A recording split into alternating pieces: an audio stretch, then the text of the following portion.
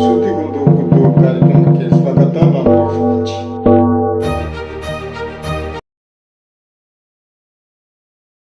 ಈ ಮಗುವಿನ ಫೋಟೋ ನೋಡಿ, ತಮಿಳುನಾಡಿನ ಈ ಘಟನೆಯನ್ನು ನೋಡಿ, ಯೂಟ್ಯೂಬ್ ನೋಡಿ ಹೆರಿಗೆ ಮಾಡಿಸಿದ್ದು ದುರಂತ ಅಂತ್ಯ ಕಂಡಿರುವುದು. ಸದ್ಯಕ್ಕೆ ಮಗು ಬದುಕಿದೆ, ತಾಯಿ ಮೃತಪಟ್ಟಿದ್ದಾರೆ. ಯೂಟ್ಯೂಬ್ ಅನ್ನು ನೋಡಿ ಅದನ್ನು ಪ್ರಯೋಗಕ್ಕೆ ತರುವುದು ಇಷ್ಟು ಅಪಾಯಕಾರಿ ಅನ್ನೋದಕ್ಕೆ ಇದು ಒಂದು ಉದಾಹರಣೆ ಆಗ್ಬೋದು. ಯೂಟ್ಯೂಬ್ನಲ್ಲಿರುವ ವಿಡಿಯೋಗಳು ಮಾಹಿತಿ ನೀಡುವುದಕ್ಕೋಸ್ಕರ. ಹೆರಿಗೆಯಂತಹ ಅತಿ ಸೂಕ್ಷ್ಮವಾದ ವಿಷಯವನ್ನ ಯೂಟ್ಯೂಬ್ ನೋಡಿ ಮಾಡುವಂತಿದ್ರೆ ಇಂಥ ಅಂತ್ಯ ಆಗದಿರಲು ಸಾಧ್ಯವೇ? ಎಲ್ಲರಿಗೂ ದುಃಖ ತರುವಂತ ವಿಚಾರ. ನಮಗೂ ದುಃಖ ತಂದಿದೆ, ನಿಮಗೂ ದುಃಖ ತಂದಿರಬಹುದು. ತಮಿಳುನಾಡಿನ ಕೃಷ್ಣಗಿರಿಯ ಹುಲಿಯಂಪಟ್ಟಿ ನಿವಾಸಿ ಮದೇಶ್ ತನ್ನ ಪತ್ನಿ ಲೋಕನಾಯಕಿ ಎಂಬ 27 ವರ್ಷದ ಮಹಿಳೆಯ ಹೆರಿಗೆಯನ್ನ ಯೂಟ್ಯೂಬ್ ನೋಡಿ ಮಾಡಿಸಿದ್ದು. ತಾನೇ ಮುಂದೆ ನಿಂತು ಹೆರಿಗೆಯನ್ನ ಮಾಡಿಸಿದ್ದಾನೆ. ಮಗು ಬದುಕುಳಿದು ಆಸ್ಪತ್ರೆಯಲ್ಲಿ ಚಿಕಿತ್ಸೆ ಪಡಿತಾ ಇದೆ, ತಾಯಿ ಮೃತಪಟ್ಟಿದ್ದಾಳೆ. ಒಂದು ಮಾಹಿತಿಯನ್ನ ಕಾರ್ಯರೂಪಕ್ಕೆ ತರಬೇಕಾದ್ರೆ ಅದರಲ್ಲಿ ಅನುಭವ ಬೇಕು, ಅದು ಕೂಡ ಹೆರಿಗೆಯಂತ ಸೂಕ್ಷ್ಮ ವಿಚಾರಗಳಲ್ಲಿ. ಆದರೆ ಮದೇಶ ಮಾಡಿದ್ದೇ ಬೇರೆ. ರಾತ್ರಿ ಬೆಳಗಿನ ಜಾವ 4:15 ಗಂಟೆಗೆ ಹೆರಿಗೆ ಆಗಿದೆ. ಹೊಕ್ಕುಳ ಬಳ್ಳಿಯನ್ನು ಕೂಡ ಕತ್ತರಿಸಲಿಲ್ಲ. ಮಗುವಿನ ಹೊಕ್ಕುಳ ಬಳ್ಳಿಯನ್ನು ಕೂಡ ಕತ್ತರಿಸಲಿಕ್ಕೆ ಅವರಿಂದ ಆಗಲಿಲ್ಲ. ಬೇರೆ ಏನಾದ್ರು ಏನ್ ಮಾಡ್ತಾ ಇದ್ದರು, ಬೇರೆ ಯಾರಾದ್ರೂ ಏನ್ ಮಾಡ್ತಿದ್ರು, ಕೂಡಲೇ ಆಸ್ಪತ್ರೆಗೆ ಕರೆದುಕೊಂಡು ಹೋಗ್ತಿದ್ರು. ಆದ್ರೆ ಮಾದೇಶ ಹಾಗೆ ಮಾಡಲೇ ಇಲ್ಲ. ಅವನು ಬೆಳಿಗ್ಗೆ 10:30 ಗಂಟೆವರೆಗೆ, 4:15 ಗಂಟೆಗೆ ಹೆರಿಗೆ ಆಗಿದೆ, 10:30 ಗಂಟೆವರೆಗೆ ಮನೆಯಲ್ಲೇ ಇರಿಸಿಕೊಂಡಿದ್ದಾನೆ ತನ್ನ ಪತ್ನಿಯನ್ನು. ಆ ನಂತರ ಸ್ಥಳೀಯ ಆಸ್ಪತ್ರೆಗೆ ಕೊಂಡು ಹೋದದ್ದು. ಪ್ರಾಯೋಗಿಕವಾಗಿ ಮಾಡುವಾಗ ಅನುಭವವಿಲ್ಲದಿದ್ರೆ ಏನಾಗುತ್ತೆ ಅನ್ನೋದು ಇಂತಹ ದುರಂತ ಹಂತಗಳಲ್ಲಿ ನಾವು ಪಾಠ ಕಲಿಬೇಕು.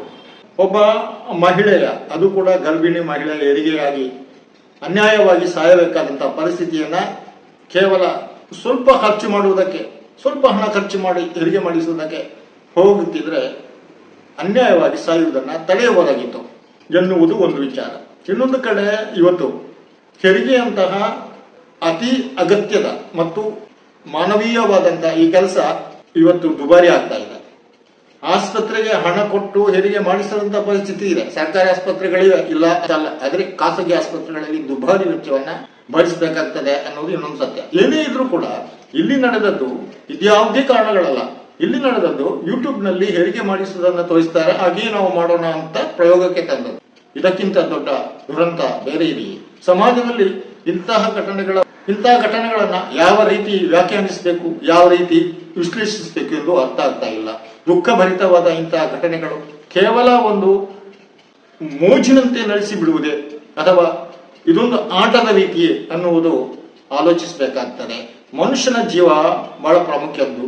ಮನುಷ್ಯನ ಮೇಲೆ ಗೊತ್ತೇ ಇಲ್ಲದವರು, ಅನುಭವ ಇಲ್ಲದವರು ಪ್ರಯೋಗಕ್ಕಿಳಿಯುವುದು ಬಹುದೊಡ್ಡ ತಪ್ಪು, ಅಪರಾಧ ಕೂಡ. ಒಂದು ಹೆರಿಗೆ ಮಾಡುವಾಗ ಇವತ್ತಿನ ಕಾಲದಲ್ಲಿ ವೈದ್ಯರು ಇರ್ತಾರೆ. ವೈದ್ಯರು ಇಲ್ಲದಿದ್ರೆ ಆದ್ಯರು, ನರ್ಸ್ಗಳು ಯಾರಾದ್ರೂ ಇರಲೇಬೇಕು, ಅನುಭವ ಇರೋರು. ಇಲ್ಲದೆ ಪ್ರತಿಯೊಬ್ಬ ಯೂಟ್ಯೂಬ್ ನೋಡಿ ಹೆರಿಗೆ ಮಾಡಿಸಲಿಕ್ಕೆ ಹೋಗುವುದು ಎಷ್ಟು ದೊಡ್ಡ ದುರಂತ ಅಂತ ನಾವು ಆಲೋಚಿಸಬೇಕಾಗ್ತದೆ. ಎಷ್ಟು ದೊಡ್ಡ ಅಮಾನವೀಯ ಘಟನೆ ಅಂತ ಇದನ್ನು ನಾವು ತಿಳ್ಕೊಳ್ಬೇಕಾಗ್ತದೆ. ನಿಜವಾಗಿಯೂ ಬೆಳಗಾದ 4:15 ಗಂಟೆಗೆ ಹೆರಿಗೆ ಆಗಿದ್ದು 10:30 ಗಂಟೆವರೆಗೆ, ಬೆಳಗ್ಗೆ 10:30 ಗಂಟೆವರೆಗೆ ಆತ ಏನನ್ನು ಕಾದದ್ದು. ಇದು ಕೂಡ ದುಃಖ ತರಿಸುವಂತದ್ದು, ನೋವು ತರಿಸುವಂತದ್ದು ವಿಚಾರ. ಅಮಾನವೀಯವಾದ ಇಂತಹ ಬೂಟಾಟಿಕೆಗಳನ್ನ ಕೇವಲ ಒಂದು ವಿಡಿಯೋ ನೋಡಿ ಮಾಡುವುದಕ್ಕೆ ಹೋಗಬಾರ್ದು. ಯೂಟ್ಯೂಬ್ ನಂತಹ ಚಾನೆಲ್ಗಳಿರುವುದು ನಿಮಗೆ ಮಾಹಿತಿ ತಲುಪಿಸುವುದಕ್ಕೆ, ವಿವರಗಳನ್ನ ನೀಡುವುದಕ್ಕೆ.